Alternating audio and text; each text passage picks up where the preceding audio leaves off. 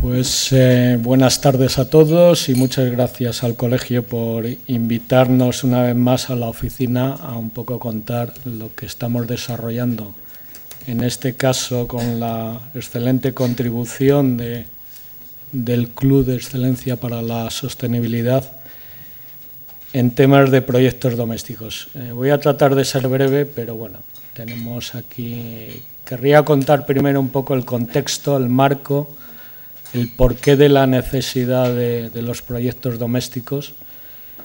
Luego contar la única experiencia de proyectos domésticos que tenemos en España y finalmente ver cómo entendemos nosotros que se podría desarrollar esta iniciativa en el futuro.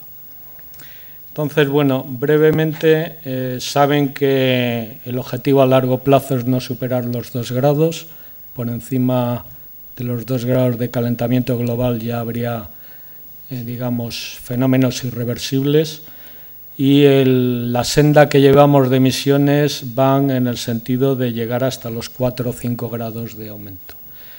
En ese sentido, si queremos conseguir este objetivo, tenemos que invertir la tendencia que tenemos de emisiones. Ahí ven un poco la curva global de emisiones de gases de efecto invernadero. Tendríamos que ser capaces de, a partir del 2020, de revertir esa tendencia y reducirla a la mitad de lo que estábamos emitiendo en el 90. Entonces, ahí hay 2 grupos de países con comportamientos diferentes. Los países en desarrollo, en un crecimiento galopante en emisiones, derivado también de su crecimiento económico, y los países desarrollados, los países industrializados, que tienen un comportamiento casi plano, crecemos pero no emitimos más, e incluso, como en Europa, estamos reduciendo las emisiones. El reto, como decía Manuel Soriano, es que a mitad de siglo los países industrializados tenemos que llegar casi a 0 en emisiones, es un reto, y los países en desarrollo tendrán que cambiar su tendencia sobre el 2020 y iniciar un descenso.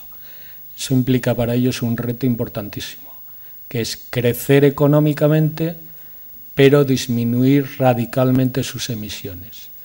Y eso significa, pues un poco, ese es el meollo de la negociación internacional, donde países como China e India no están seguras de que puedan crecer económicamente y reducir al mismo tiempo sus emisiones, y de alguna manera se resisten a aceptar objetivos de mitigación que les pueda comprometer el crecimiento.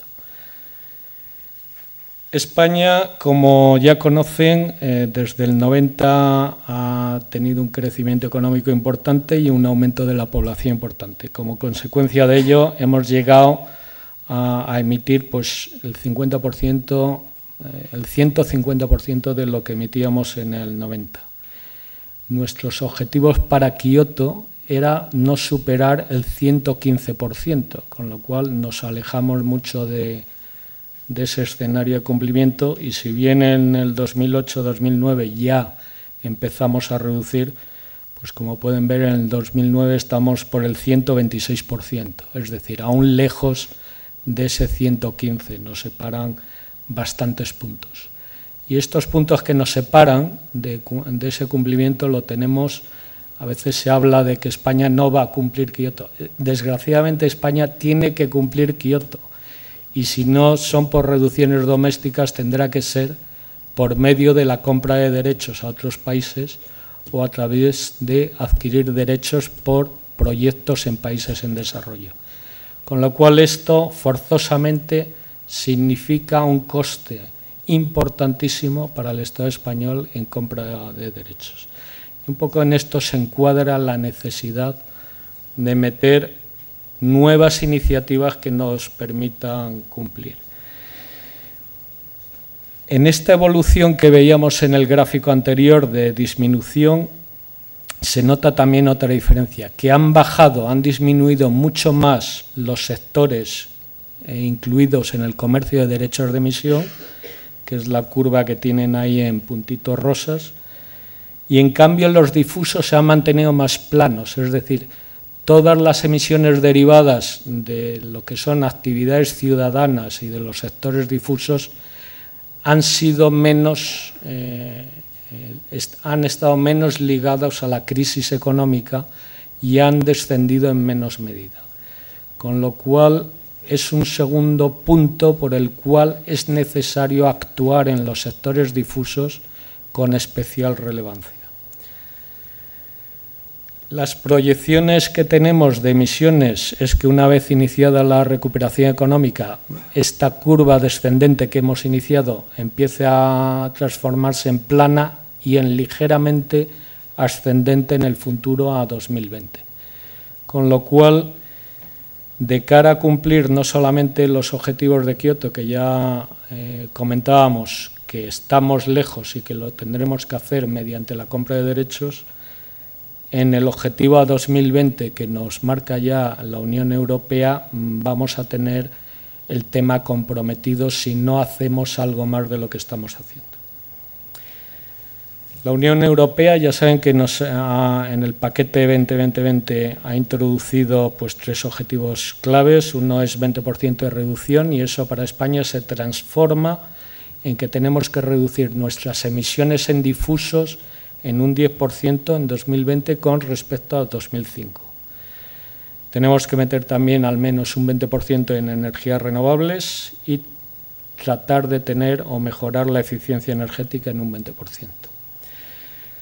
Si las negociaciones internacionales progresan, incluso este objetivo del 20% hasta se podría haber modificado porque hay un compromiso de aumentarlo al 30% si hay un esfuerzo equivalente por otros países.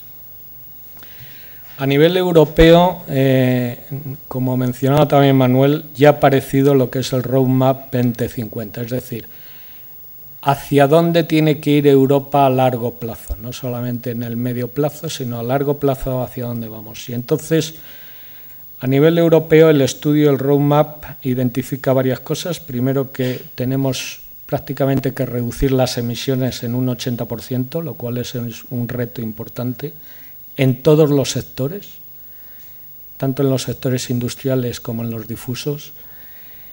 Y además, el segundo punto interesante de este informe es que posiblemente este reto es la opción económicamente más ventajosa para España y para Europa, porque supone avanzar en la eficiencia energética, avanzar en la generación de tecnología y avanzar en la generación de empleo. O sea que este informe pues, dibuja una senda que realmente es un reto, pero que realmente es la única vía por la cual quizás Europa pueda progresar hacia una economía más sostenible.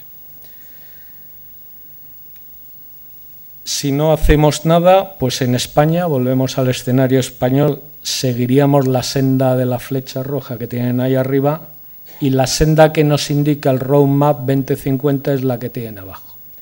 Con lo cual ven que realmente tenemos mucho por hacer y esto nos obligará a implementar medidas que hasta ahora no están implementadas. Entonces, en este marco es donde se encuadra una serie de iniciativas dentro de las cuales está el tema de los proyectos domésticos.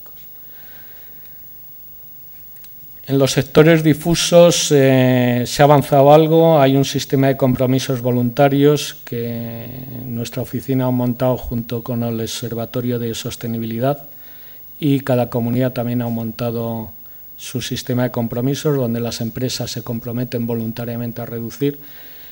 Puedo decir que no demasiado exitosamente, es decir, que esto ha avanzado pero no ha sido realmente lo que se esperaba.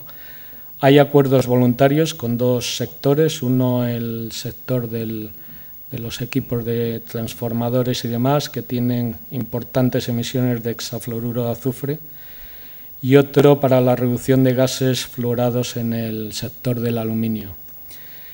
Este sector estará en ETS en 2013, con lo cual bueno, pasará a ser dejará de ser sector difuso. Y les comentaba que la única experiencia que tenemos aquí es un proyecto doméstico que se denomina de aplicación conjunta en el sector químico, que es el que voy a mencionar ahora muy brevemente, pero tratar de explicar. Este se ha realizado sobre plantas de Fertiberia, en 3 plantas, en Sagunto, Avilés, Puerto Llano. Entonces, prácticamente se basaba en que las emisiones de nitroso de estas plantas, que anteriormente no era un gas, ni siquiera un gas contaminante, pues mediante catalizadores podía eliminarse casi en un 80-90%. Entonces se implementaron estos niveles y los resultados que tienen ahí, pues ya ven, han sido realmente exitosos. En Sagunto han pasado de emitir 7 kilos de nitroso por tonelada de nítrico a 1,77, en Avilés de 6,65 a 1,33 y en Puerto Llano de 5,26 a 1,05. Esos eran los objetivos.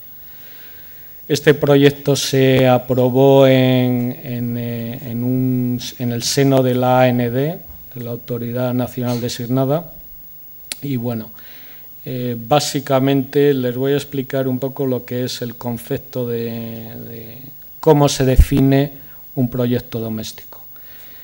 Básicamente tenemos un nivel de emisiones de inventario, que es el nivel que tenían arriba y que andaba por los 7 kilos de nitroso por tonelada de nítrico, y el objetivo era llegar de media en este sector a 1,5 kilos toneladas de nitroso, kilogramos de nitroso por tonelada de nítrico. Se estableció, se negoció ese nivel de referencia que ven ahí, 2,5 kilos, de manera que todas las reducciones por debajo de ese nivel de 2,5, nosotros, el Estado español, cedía derechos de emisión a, digamos, el conjunto que generaba el proyecto doméstico.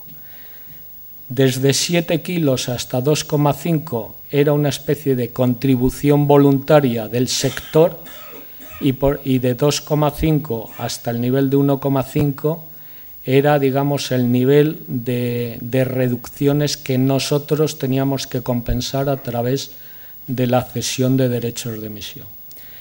Entonces, la contribución, lo que es para el país, era la parte de arriba, desde 7 menos 2,5, y o en realidad sería 7 menos 1,5, pero el Estado español tenía que ceder de las asignaciones que teníamos al país ese nivel entre 2,5 y 1,5. Un poco sobre eso se basa el mecanismo de la aplicación conjunta.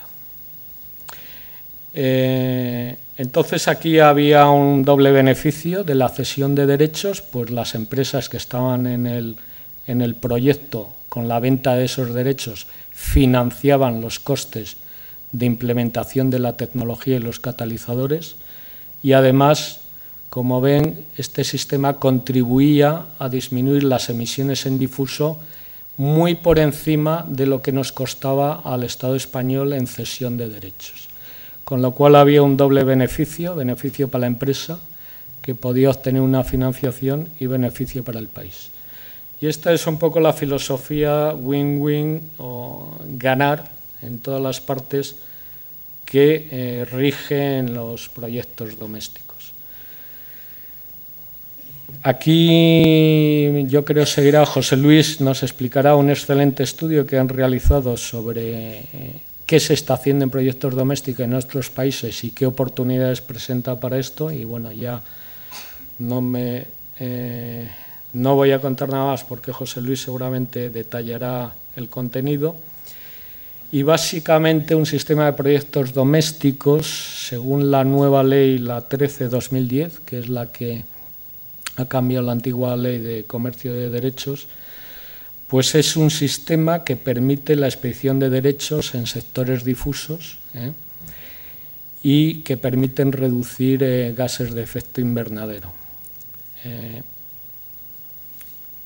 ¿Por qué la necesidad de avanzar en este tema? Por una parte, ya se lo he contado, tenemos que cumplir unos objetivos, tanto en el periodo Kioto 2008-2012 como el post-Kioto 2013-2020, y realmente necesitamos implementar este tipo de iniciativas. Por otro lado, tiene la ventaja de que el dinero destinado a proyectos domésticos se queda en la práctica totalidad en el país, con lo cual genera PIB interno, con lo cual tiene un doble beneficio. Mientras que la compra de derechos fuera, pues digamos, es un flujo de capitales que sale de nuestro país para beneficiar a un tercero. La ventaja también de los proyectos domésticos es que el dinero que se pone para compensar esas reducciones va, digamos, contra la verificación de unas reducciones, con lo cual hay una perfecta casación de flujo financiero contra objetivo, es decir, reducciones. Y por otra parte tenemos la viabilidad, porque hay ya una ley que ampara este tipo de proyectos, con lo cual, digamos, tenemos un contexto muy adecuado para avanzar en este tema. Lo primero que hay que hacer en este tema es ver en qué sectores y con qué costes podemos abordar proyectos domésticos. Y en este sentido, este tipo de curvas que ven aquí, que son muy habituales en España, las estamos construyendo ahora precisamente en un proyecto con la ayuda de Garrigues. Se trata de identificar por tecnologías el potencial de abatimiento, que es el eje horizontal de estos cuadraditos, y el coste que tendría, que es el eje vertical. Como pueden ver, muchas de las iniciativas tienen coste negativo, es decir, serían rentables por sí mismas, no necesitarían de apoyo, pero lo cierto es que hay barreras que impiden que se desarrollen. Y la idea es tratar de abordar primero aquellos proyectos que tengan un coste menor o coste negativo, digamos, para el conjunto de la sociedad. Con lo cual aquí hay que tratar de buscar las mejores oportunidades posibles para iniciar los proyectos domésticos en los que sean más rentables. El siguiente reto que tenemos aquí es disminuir los costes de transacción, es decir, hay que tratar de que los costes burocráticos asociados a la creación de un proyecto doméstico no se acaben comiendo todo el beneficio que generan, con lo cual hay que definir una línea base común, a ser posible hay que tratar de hacer proyectos programáticos en lugar de proyectos reducidos y que abarquen un gran potencial de reducción. Hay que tratar de disminuir los costes de gestión y los costes de verificación. Ese es un poco uno de los retos que tenemos en esta definición. Y en cuanto a los tipos, yo creo no me voy a extender porque quizás será motivo para José Luis que nos cuente los tipos pero el más común es el que les he comentado del nítrico, que sería un modelo de aplicación conjunta. Segundo modelo sería el incentivo, en el cual en lugar de compensar el Estado con derechos de emisión, se compensa directamente con dinero, sería la segunda vía. Y hay otro modelo de mercado interno que seguramente les explicará con más detalle José Luis. ¿Qué barreras hemos identificado en el desarrollo de los proyectos domésticos? Bueno, por una parte, las financieras.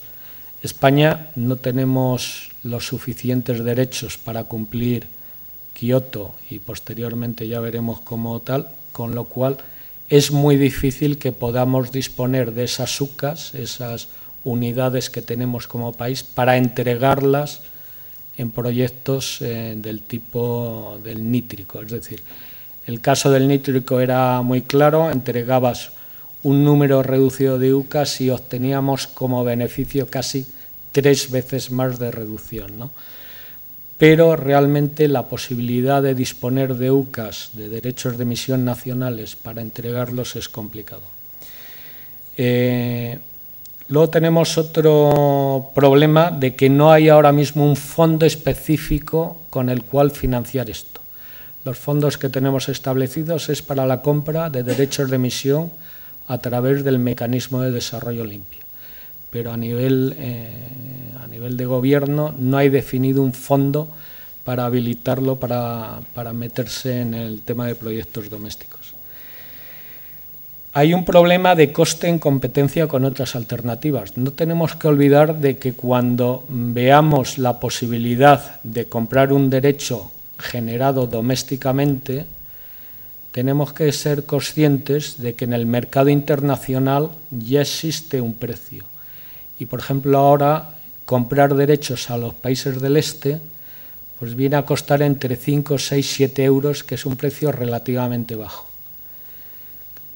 Adquirir derechos a través de mecanismos de flexibilidad viene a tener un coste medio de 10, 12 euros, con lo cual esos son los niveles de referencia.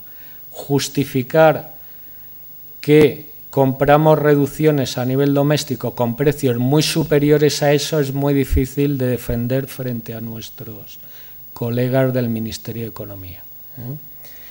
Y luego otro reto que tenemos que ver es cómo incentivar o que la contribución por parte del Gobierno se vea apalancada por financiación privada. Es decir, tenemos que ser capaces cómo involucrar a la financiación privada en el tema de proyectos domésticos.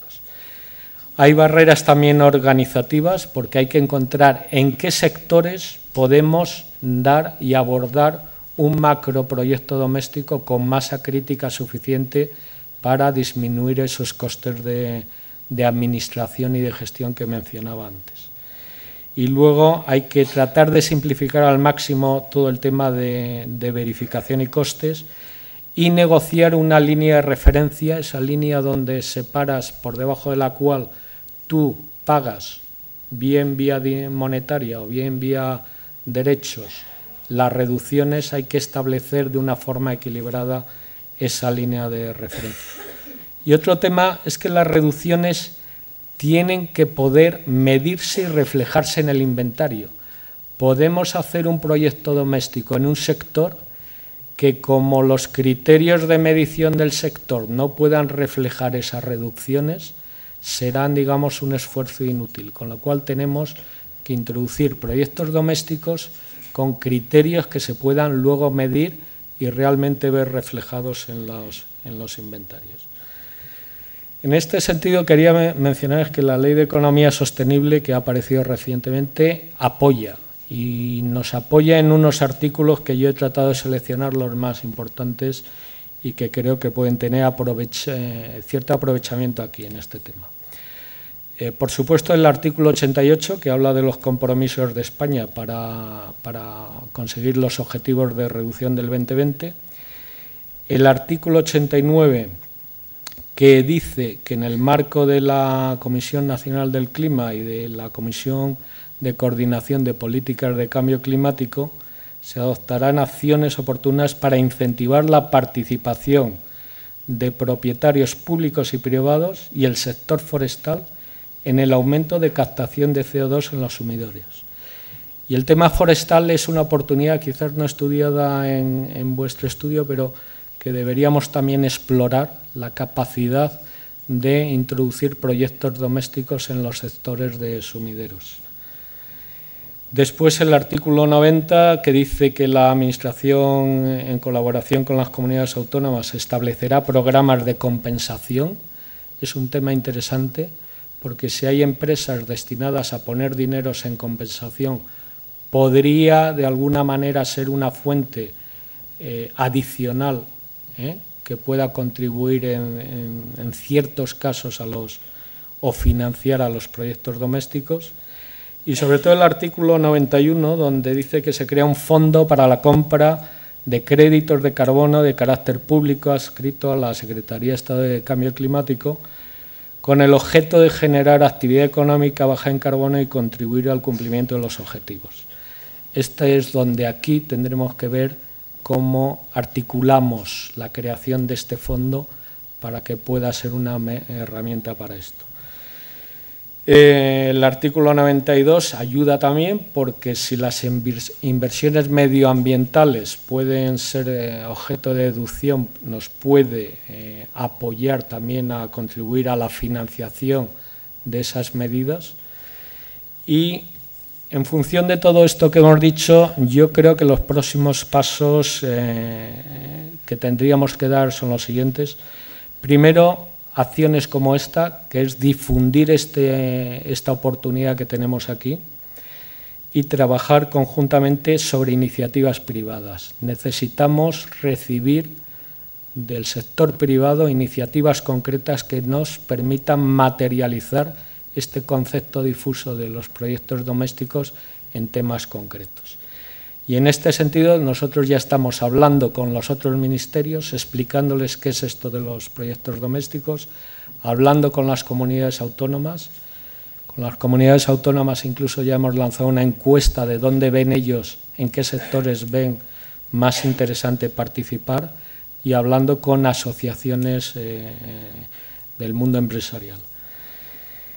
Creemos que el primer pasito sería con proyectos domésticos piloto, es decir, a una escala reducida que nos permitan de alguna manera ganar experiencia en algún sector concreto y de una manera más controlada. Tenemos que avanzar sobre los esquemas de financiación que hemos visto antes, a ver dónde podemos sacar la financiación tanto pública como privada para lanzar este tipo de proyectos. Y, desde luego, a partir de ahí ya extender el tema de proyectos domésticos a la escala que corresponde. Y básicamente esto es lo que brevemente yo les quería contar, y yo creo que mis compañeros seguramente se extenderán y clarificarán muchas más cosas. Muchas gracias.